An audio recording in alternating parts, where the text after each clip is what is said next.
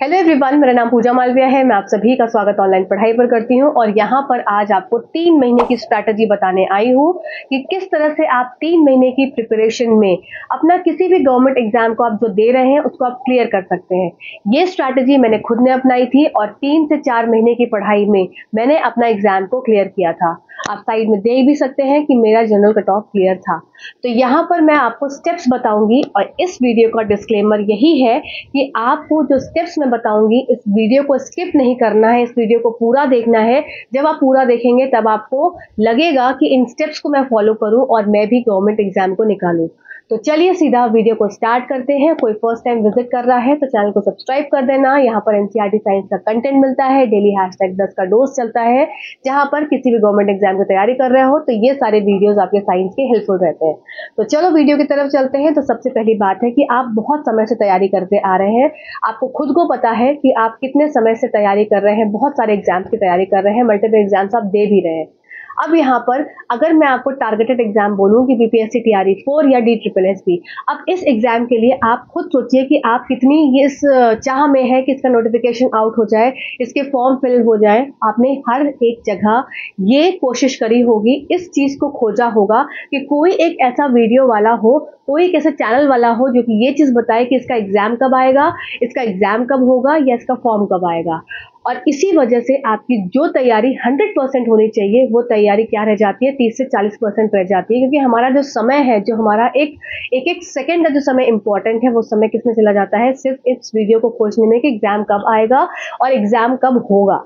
तो ये जो चीज है इसको रोकते हुए यहाँ पर जो स्टेप्स मैं दे रही हूँ, इस स्टेप्स को आपको स्टेप बाय स्टेप फॉलो करना है और डिसिप्लिन और रूल बनाकर फॉलो करना है। ये यहाँ के लिए एक बहुत इंपॉर्टेंट पॉइंट है जो कि आपको फॉलो करना पड़ेगा। तो चलो पहले स्टेप की तरफ चलते हैं। तो नंबर 1 स्टेप क्या है, आप है रीसेट योर ब्रेन। अब यहाँ पर रीसेट योर ब्रेन का ये मतलब है कि आपको अपने ब्रेन को वापस से एनालाइज करना पड़ेगा, वापस से अपने ब्रेन में रीथिंकिंग करनी पड़ेगी कि ऐसी कौन सी ऐसी गलतियां हैं जो मैं दोहरा रहा हूं, जिसकी वजह से मैं अपने सिलेक्शन में 1 या 2 नंबर से रह जा रहा हूं। अब यहाँ पर बात आती है कि आप अपने ब्रेन को कैसे एनालाइज करेंगे कि क्या गलती आप कर रहे हैं जिसको आप करने की वजह से आप अपने सिलेक्शन से दूर हो जा रहे हैं। तो हर एक पॉइंट्स को आपको जॉट डाउन करना पड़ेगा कि ये गलतियां आपकी क्या है। क्या आपका टाइम मैनेजमेंट प्रॉपर नहीं है, या आपका रिविजन प्रॉपर नहीं है, या आपका कंटेंट प्रॉपर प्रिपेयर नहीं हो पा रहा है, या आप और कौन सी गलतियां कर रहे हैं, OMR में गलती कर रहे हैं, या आप टिक मार्क में गलती कर दे रहे हैं। ऐसी कौन सी मिस्टेक्स है जो कि आपको आपके सिलेक्शन तक दूर कर रही है। ये तो हो गई बात पुराने कैंडिडेट्स की। अब बात आ जाती है नए कैंडिडेट्स। आपको ये चीज को अपने ब्रेन को रीसेट करना है कि अब आपको ये चीजों को खोजने की बजाय कि एग्जाम कब होगा, कब इसका फॉर्म निकलेगा, अपने ब्रेन को ये रीसेट करना है कि मुझे अपने जो सिलेबस है, जो मुझे दिया गया है, इसको मुझे 100% कंप्लीट करना है। अब ये 100% कैसे कंप्लीट होगा ये मैं आपको स्टेप अगला बताऊंगी। तो यहाँ पर मेरा फर्स्ट स्टेप कंप्लीट होता है। चलिए अब बात करते हैं स्टेप नंबर 2 की। स्टेप नंबर 2 है कि आप अब बन जाएंगे मिस्टर इंडिया।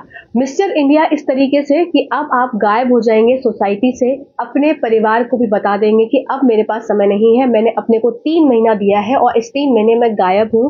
अपने हर एक दोस्त जो कि आप बहुत लंबी लंबी बातें करते थे, आप उससे कटेंगे।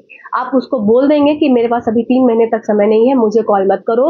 आप अपने सबसे इंपॉर्टेंट, सबसे प्यारे, सबसे एकदम दुलारे मित्र FB, इंस्टाग्राम, आपका यूट्यूब के रील्स, इन सब को क्या करेंगे, आप हटाएंगे। अब यहाँ पर आप हर एक एप्लीकेशन को डिलीट करेंगे, चाहे वो गेम का एप्लीकेशन हो गया, चाहे वो आपका ट्रेडिंग का एप्लीकेशन हो गया, चाहे कोई वो एप्लीकेशन जो कि आपका समय, आप देख रहे हैं कि आपका समय जो है वो बर्बाद करता है।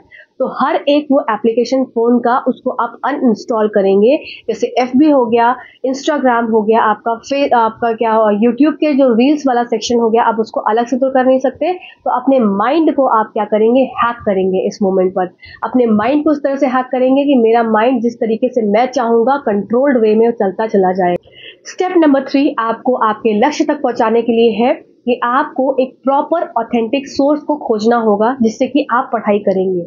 वो ऑथेंटिक सोर्स आपका बुक्स भी हो सकती हैं, वो ऑथेंटिक सोर्स आपका कोई यूट्यूब चैनल भी हो सकता है, वो ऑथेंटिक सोर्स आपका कोई आपका जो भी आपने बैच परचेस किया है वो भी हो सकता है। तो यहाँ पर बात आती है कि आपका हर एक एक सेकंड इतना इम्पोर्टेंट है कि यहाँ पर समय आप अपना इस चीज़ में वेस्ट नहीं करेंगे कि आप हर समय एक वीडियोस को खोज रहे हैं।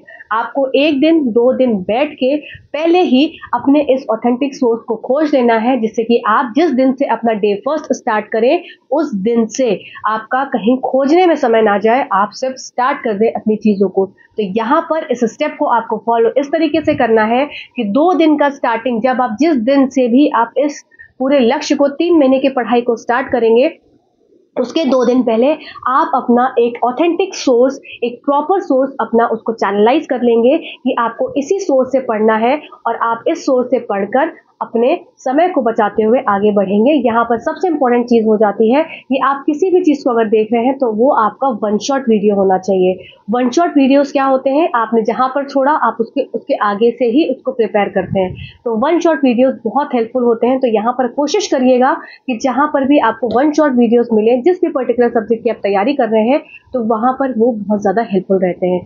तो यहाँ पर आपको स्टेप नंबर 3 में अपने जो सारे वीडियोज़ हैं या अपना कंटेंट है उसको 2 दिन पहले सारा कुछ रिकलेक्ट कर लेना है, जिससे कि आपका रिवीजन या आपका कोई नया कंटेंट पढ़ने में आपको आसानी। नंबर 4, तो स्टेप नंबर 4 में आप क्या करने वाले हैं, आप अपने फोन पे अपना वॉलपेपर सेट करेंगे, अपना खुद का हैंड रिटन एक पेज लेंगे, उस पर लिखेंगे कि आपका लक्ष्य क्या है। आपका लक्ष्य अगर DSSB निकालना है तो आप लिखेंगे, जैसे मेरा नाम पूजा है तो पूजा तुमको DSSB एग्जाम निकालना है 3 महीने में। अगर आपको TRE4 निकालना है तो आप लिखेंगे पूजा मुझे 3 महीने में TRE4 को क्लियर करना है। अगर आपको किसी अन्य एग्जाम को निकालना है तो आप अपना नाम लिखेंगे और उसके आगे अपना एग्जाम का नाम लिखेंगे और बोलेंगे मुझे ये एग्जाम निकालना है।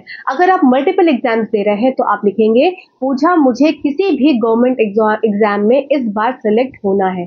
अब आप इसका स्क्रीनशॉट लेंगे और क्या करेंगे, अपने फोन के वॉलपेपर पे लगाएंगे और सेम आप उसी पेज को उठाकर अपने टेबल टॉप पर भी लगाएंगे, जहां पर वो हर वक्त आपको वो जो है वो दिखता रहे और आपके एग्जाम को क्लियर करने में, आपकी नौकरी पाने में वो एक आपका जो टारगेट रहेगा कि मुझे इस टारगेट को हिट करना है, वो आपको मदद करेगा।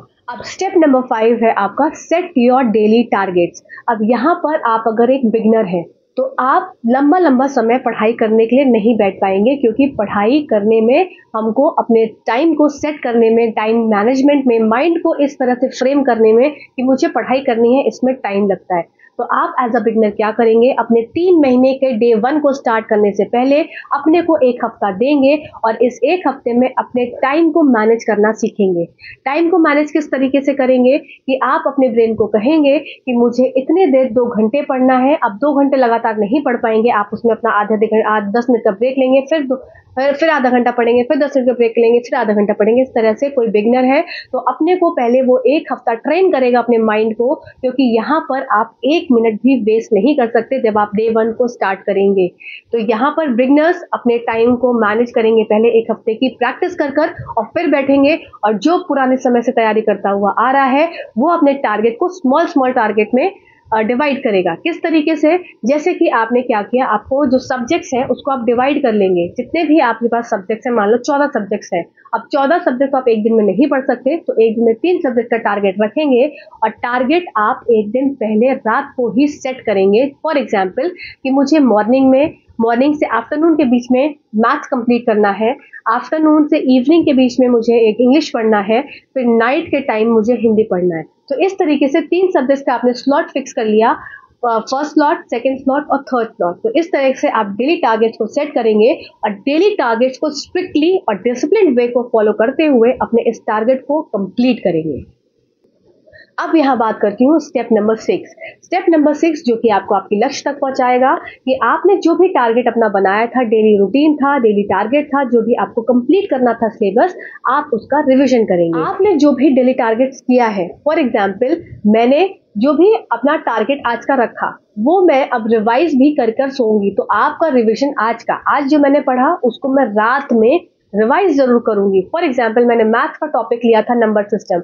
अब मैथ जब रात में मुझे रिवाइज मैं कैसे करूंगी, हर एक क्वेश्चन तो मैं रिवाइज कर नहीं सकती, तो मुझे क्या करना है, मैं सिर्फ जहां जहां मैंने सॉल्यूशंस करे थे उसको मैं देखूंगी कि कौन सा सीरीज वाला क्वेश्चन था, कौन सा किस तरीके का क्वेश्चन था। हर एक क्वेश्चन को एक बार मैं सच्ची निगाह से देखूंगी और साथ ही साथ जितने भी फॉर्मूले यूज हो रहे होंगे उसको मैं चेकआउट करूंगी।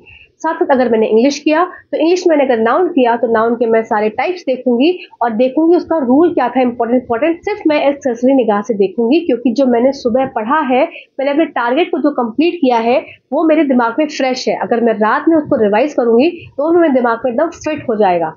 और साथ साथ हिंदी किया मैंने, फॉर एग्जाम्पल हिंदी में मैंने क्या किया, क्रिया। अब क्रिया के मैं टाइप्स देख लूंगी और क्रिया के कैसे कैसे एग्जाम्पल्स है, एक दो एग्जाम्पल्स को मैं रिलेट करूंगी अपनी डेली लाइफ, जो भी मैं दिनचर्या कर रही हूँ उससे मैं रिलेट करके अपने को एग्जाम्पल से खुद को क्या करूंगी, वापस से रिकॉल करूंगी चीजें। तो इस तरह से जो भी आपने अपने डेली टारगेट्स बनाए थे उसको आपको रिवाइज करना बहुत ज्यादा इंपॉर्टेंट है। अब यहाँ पर बात करूंगी मैं स्टेप नंबर 7 की। तो स्टेप नंबर 7 में क्या करेंगे, आप अपने दिन को डिवाइड करेंगे पार्ट्स में।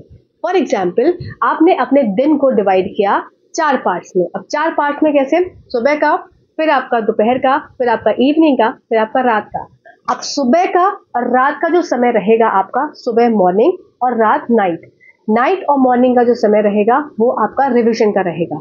रिवीजन किस तरीके से, रात में मैंने जैसे कि अभी पिछले वाले स्टेप में बताया कि रात में आप क्या करेंगे, वो चीज रिवाइज करेंगे जो कि आपने करंट डे में जो टारगेट था आपने उसको कंप्लीट किया, वो आपका रिवीजन होगा रात में सोने से पहले।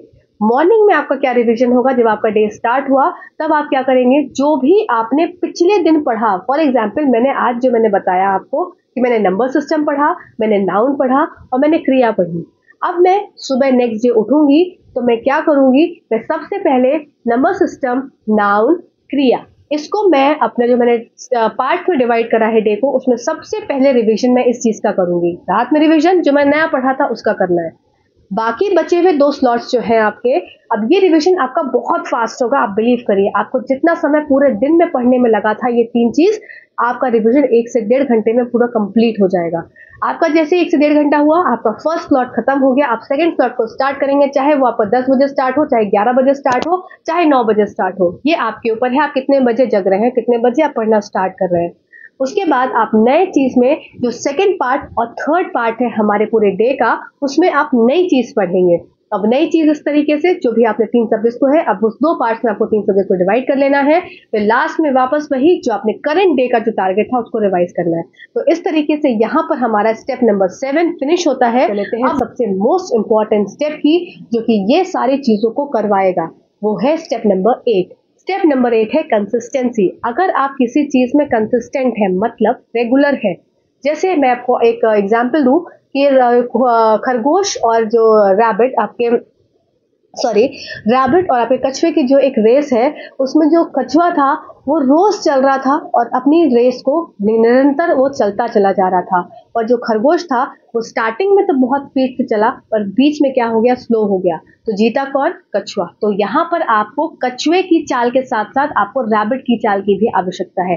कछुआ आपको कंसिस्टेंट बनाएगा, हर दिन काम कराएगा, हर दिन आपको मेहनत कराएगा, और रैबिट की स्पीड से आपको अपने कार्य को कंप्लीट करना पड़ेगा, क्योंकि यहाँ पर 3 महीने में हमको हमारा लक्ष्य को कंप्लीट करना है। हमको पूरा जो सिलेबस है वो 100% कवर करना है। तो ये 3 महीना आपको बहुत ही स्ट्रिक्टली अपने आप को रखना है। बिल्कुल भी अपने आप से बिल्कुल बोलते ना कि अपने जरा भी कोताही नहीं बरतनी है और अपने को स्ट्रिक्टली फॉलो करवाना है। कर लेते हैं स्टेप नंबर 9। अब हम जब थक जाते हैं, बोलते हैं ना कि हम बहुत थक गए, अब बिलीव करो, आप इसको कर देखो, तो कर देखना, ये बहुत ज्यादा इफेक्टिव है और आपको इतना मजा आएगा ना कि आप ये सारे स्टेप को फॉलो करोगे। स्टेप नंबर 9 है कि जब भी आप थकोगे, आप अपना काम कैसे करोगे, आप you will solve the quizzes. जब भी माइंड क्या है, थक जाता है, पर अगर हम उसको क्विज दें, क्विज कैसा, जैसे फॉर एग्जाम्पल आपने साइंस का चैप्टर पढ़ा, डाइजेशन बायोलॉजी का, डाइजेशन का चैप्टर आपने पढ़ लिया, आपका टारगेट जो क्या था, करंट डे का टारगेट था, वो कंप्लीट हो गया। अब आप क्या करेंगे, आप डाइजेशन के क्विजेस को खोजेंगे। कहाँ खोजेंगे आप क्विजेस, ये भी बहुत ज्यादा इंपॉर्टेंट चीज होती है। आप विकिपीडिया पे सर्च करिए डाइजेशन क्विजेस, ठीक है, आपको मल्टीपल क्वेश्चंस मिल जाएंगे। आप जो टेक्स्ट बुक है वहां पर क्वेश्चन को डालेंगे, डाइजेशन के क्विजेस, तो वहां से क्वेश्चन आ जाएंगे। आपको मल्टीपल क्विजेस मिल जाएंगे जगह जगह के सोर्सेज पे। आप कर कर देखिए, विकिपीडिया पे कई तरह के वेबसाइट्स होंगे जहां पर आपको इस तरह के क्विजेस मिल जाएंगे। जब हम क्विज सॉल्व करते हैं, बिलीव करिए, अगर आपने 15 क्विज को सॉल्व किया, आपका ब्रेन क्या है, फ्रेश होगा और ब्रेन बोलेगा कि मुझे अगला 15 और क्वेश्चन चाहिए। अब आपने वर्ब के क्विजेस को सॉल्व कर लिया। तो इस तरीके से जब भी आपका ब्रेन रिलैक्स की मोड पे चाहेगा, सोचेगा कि अब मुझे शांति चाहिए, तो आपको खुद को पता है कि फोन को पकड़कर हमको बहुत शांति मिलती है। अब यहाँ पर फोन पकड़कर आपको रील्स को स्क्रॉल नहीं करना है। जैसे ही रील्स को स्क्रॉल करते हैं वैसे ही क्या हो जाता है, समय चला जाता है। तो यहाँ पर आपको अपने टाइम को फ्रूटफुल रखते हुए क्विजेस को सॉल्व करना है। आप किसी भी सब्जेक्ट के क्विजेस को सॉल्व करिए, मैथ का क्विज करिए, शॉर्ट क्विज करिए, उसमें एक ही क्विज सॉल्व करिए, साइंस का क्विज करिए, Hindi, English, whatever subject you want to solve, you solve with quizzes. तो यहाँ पर आपका माइंड जो है वो फ्रेश हो जाएगा। बट नॉट द लीस्ट, आपको जो भी चीज आप फॉलो कर रहे हैं, क्योंकि आपका स्टेप नंबर 10 है, यहाँ पर जो भी चीज आप अपने आप को फॉलो कर रहे हैं, आपको खुद को प्रॉमिस करना पड़ेगा। और खुद को जैसे ही आप सोएंगे, स्टेप नंबर जो 10 है आपका बहुत इंपॉर्टेंट है, जब आप सोएंगे अपने माइंड को ये बोलेंगे, तो यहाँ पर स्टेप नंबर 10 आपका हो जाएगा सेल्फ टॉक। आप खुद से बात करेंगे कि जो भी मैंने टारगेट नेक्स्ट डे का बनाया है उसको मुझे फॉलो करना है, और मैं चाहे खाना खाऊं चाहे ना खाऊं, पर मुझे स्टेप को फॉलो करना है। थोड़ी स्ट्रिक्टनेस, जब बोलते हैं ना कोई चीज को पाना है तो उसके लिए उतना जूझना भी पड़ता है, उतनी मेहनत भी करनी पड़ती है। तो यहाँ पर मेहनत का, सक्सेस का कोई ऑल्टरनेटिव नहीं होता। सक्सेस हमेशा मेहनत से एक सही रास्ते को पकड़ते हुए तभी मिलती है। तो सक्सेस को पाना है तो अपने माइंड को भी ट्रेन करना पड़ेगा, अपने माइंड को भी हैक करना पड़ेगा कि मैं जिस अकॉर्डिंग तुम्हें चलाना चाह रहा हूँ तुम्हें उस अकॉर्डिंग ही चलना है। आप बिलीव करो, फॉलो करो इन सब चीजों को, आप फॉलो करना। और आपको अच्छा लगे तो आप कमेंट जरूर छोड़ना, और इन स्टेप्स को फॉलो करते हुए अपने लक्ष्य को प्राप्त करना, और डेली अपने माइंड को ट्रेन करना कि मुझे ये जॉब चाहिए, मुझे ही ये जॉब चाहिए, और मैं ही ये जॉब करूंगा, और आप कर पाओगे। Till then, thank you so much watching this video and all the best for this start.